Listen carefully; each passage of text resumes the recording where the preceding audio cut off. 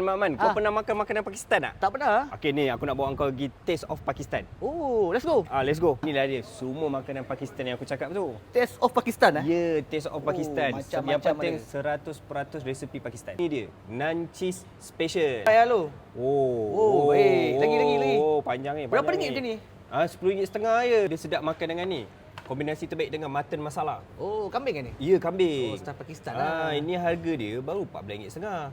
Tengok sikit. Okey. Lembut mah kambing. Tengok. Oh, picit terus terburai tu. Rasa ni? Ini apa Man? Inilah nama dia, nasi Arab kambing. Nasi Arab kambing Ya, nasi Arab kambing. Berderai nasi tu. tak silap ni chef daripada Pakistan lah sini. Ya, chef Pakistan. Tengok sikit. Mak, lembut. Biasa makan dengan nasi pun dah cukup dah tu. Ya, makan nasi kat sini sedang. Wah, kau seorang ke? Wah. Kalau macam ni berapa ringgit ni? Ni baru RM24.5. Kita makan capati Man. Dia makan apa ni? Capati aku order sekali dengan ni, nama dia beef kima ataupun daging cincang. Capati baru RM2.90. Beef kima RM10.5. Kita yang terakhir ni dia chicken sheikh kebab. Chicken sheikh kebab Tunjuk tau. sikit ke, Harga tengok dia sikit. baru RM12.90. Tunjuk sikit. Nampak macam boleh. Sos Apa ni? BBQ.